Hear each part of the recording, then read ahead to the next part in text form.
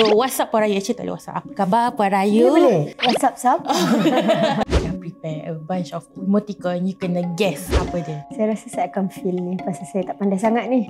Tak apa, kita go je. Cyberbullying. Doxing. DeepSeek. Tadi Deepfake.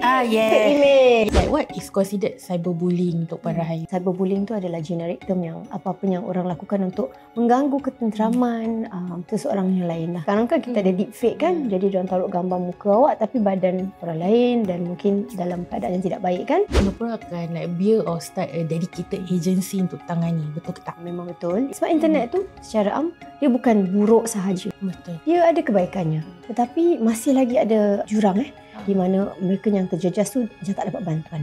Kita akan pastikan adanya perundangan, online safety relief and accountability bill lah, adanya protection, adanya cara untuk pemerintah untuk stop nasib-nasib buruk. Tapi dalam masa yang sama, orang sedarkan bahaya-bahaya dan harus tahu bagaimana untuk protect diri mereka. Macam mana kita nak ensurekan orang yang berusia atau orang yang people with disabilities tak tertinggal zaman? Memang ini menjadi keprihatinan kita. Kita pastikan adanya digital service standards. So this is like a set of guidelines that make sure that orang-orang yang vulnerable, orang tua yang kurang upaya masih dapat menggunakan services tu sejauh mungkin. We have the SG Digital Office kan, ada digital ambassadors. They are always reaching out to different groups including mosques, ajarkan mereka tips untuk services yang diberikan oleh pemerintah dalam talian. Macam satu kampung punya Satu inisiatif. kampung. Jadi itu yang saya kalau boleh nak tekankanlah pada SAP kan.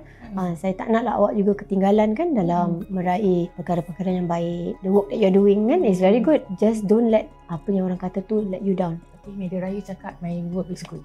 Itu je jangan ingat. Yang lain dia tak.